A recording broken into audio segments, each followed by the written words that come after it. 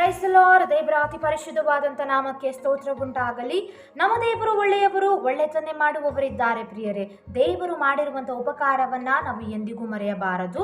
ಮತ್ತು ಈ ಲೋಕದಲ್ಲಿ ಆತನ ಹಾಗೆ ನಮ್ಮನ್ನು ಪ್ರೀತಿಸುವವರು ಎಲ್ಲಿಯೂ ಕೂಡ ಇಲ್ಲ ಪ್ರಿಯರೇ. ಯಾಕಂದರೆ ಕ್ರಿಸ್ತನ ಪ್ರೀತಿಯು ಶಾಶ್ವತವಾಗಿದೆ. ಬನ್ನಿ ಹಾಗಾದರೆ ಈ ದಿನದ ವಾಕ್ಯವನ್ನು ನಾವು ನೋಡಿಕೊಳ್ಳೋಣ. ಕೀರ್ತನೆಗಳು 128ನೇ ಅಧ್ಯಾಯ ಅದರ 1ನೇ ವಚನದಲ್ಲಿ ಹೀಗೆ ಬರೆದಿದೆ: ಯೆಹೋವನಲ್ಲಿ ಭಯಭಕ್ತಿಯುಳ್ಳವನಾಗಿ ಆತನ ಮಾರ್ಗಗಳಲ್ಲಿ ನಡೆಯುವವನು ಧನ್ಯನು ಎಂಬುದಾಗಿ. ಪ್ರಿಯ ದೇವಜನರೇ, ದೇವರ ಮಾರ್ಗದಲ್ಲಿ ನಡೆಯುವುದಕ್ಕಿಂತ ಹೆಚ್ಚಿನದಾಗಿ ದೇವರಲ್ಲಿ ಭಯಭಕ್ತಿಯುಳ್ಳವರಾಗಿರದೆ ಈ ಲೋಕದ ಜನರು ಏನ್ ಮಾಡ್ತಾ ಇದ್ದಾರೆ? ಲೌಕಿಕವಾದ ವಿಚಾರಗಳಲ್ಲಿ ಒಳಗಾಗಿ ಅಥವಾ ಈ ಲೋಕದ ಮಾರ್ಗದಲ್ಲಿ ನಡೆಯುವವರಾಗಿದ್ದಾರೆ ಪ್ರಿಯರೇ. ಆದರೆ ಅವರಿಗೆ ಗೊತ್ತಿಲ್ಲ ಅವರು ಪಡುವಂತ ಪ್ರಯಾಸವು ಅಥವಾ ಅವರ ಒಂದು ಉದ್ದೇಶದ ಮೇರೆಗೆ ಅವರು ಹೋಗ್ತಾ ಇದ್ದಾರಲ್ಲ, ವ್ಯರ್ಥವಾದ ಸಮಯವನ್ನ ಕಳೆಯುತ್ತಾ ಇದ್ದಾರೆ ಎಂಬುದಾಗಿ.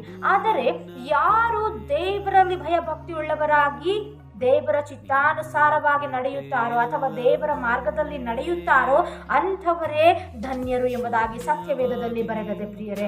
ಇವತ್ತು ನಾವು ಏನೇ ಕೆಲಸ ಮಾಡಿದರೂ ಅಥವಾ ನಾವು ಏನೇ ಒಂದು ನಮ್ಮ ಉದ್ದೇಶ ಇದ್ದರೂ ಕೂಡ ನಾವೇನ್ ಮಾಡಬೇಕು? ದೇವರ ಹಸ್ತಕ್ಕೆ ನಾವು ಒಪ್ಪಿಸುವವರಾಗಬೇಕು ಪ್ರಿಯರೇ. ಮೊಟ್ಟ ಮೊದಲನೇದಾಗಿ ನಮ್ಮ ಭಯಭಕ್ತಿ ದೇವರಲ್ಲಿ ಇರಬೇಕು ಮತ್ತು ನಾವು ದೇವರ ಚಿತ್ತಾನುಸಾರವಾಗಿ ದೇವರ ಉದ್ದೇಶ ಪೂರ್ವಕವಾಗಿ ನಾವು ನಡೆಯುವಾಗ ನಮ್ಮ ಒಂದು ಕೆಲಸ ಕಾರ್ಯಗಳು ಸಫಲವಾಗ್ತದೆ ಪ್ರಿಯರೇ. ಮತ್ತು ಯಾರು ದೇವರಲ್ಲಿ ಭಯಭಕ್ತಿ ಉಳ್ಳವರಾಗಿರುತ್ತಾರೋ ಮತ್ತು ಯಾರು ದೇವರ ಮಾರ್ಗಾನುಸಾರವಾಗಿ ನಡೆಯುತ್ತಾರೋ ಅಂಥವರ ಮನೆಯಲ್ಲಿ ಯಾವಾಗಲೂ ಶುಭವೂ ಕೃಪೆಯು ಹಿಂಬಾಲಿಸುವಂಥದ್ದಾಗಿದೆ ಮತ್ತು ಅಂಥವರ ಮನೆಯಲ್ಲಿ ನಿತ್ಯ ನಿರಂತರವೂ ಸೌಭಾಗ್ಯವು ಇರುವಂಥದ್ದಾಗಿದೆ ಪ್ರಿಯರೇ. ಅಂಥವರು ಯಾವಾಗಲೂ ಕೂಡ ಎಡುವುದಿಲ್ಲ, ಅಂಥವರು ಯಾವಾಗಲೂ ಬೇಸರಗೊಳ್ಳುವುದಿಲ್ಲ, ಅಂಥವರ ಕೆಲಸವು ಯಾವಾಗಲೂ ಸಫಲವಾಗುವಂಥದ್ದಾಗಿದೆ.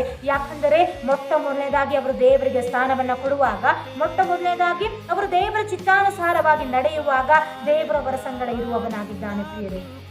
ವಾಕ್ಯದ ಮುಖಾಂತರ ದೇವರು ನಿಮ್ಮನ್ನು ಆಶೀರ್ವದಿಸಲಿ, ನಿಮ್ಮೊಂದಿಗಿರಲಿ. ಆಮೆನ್.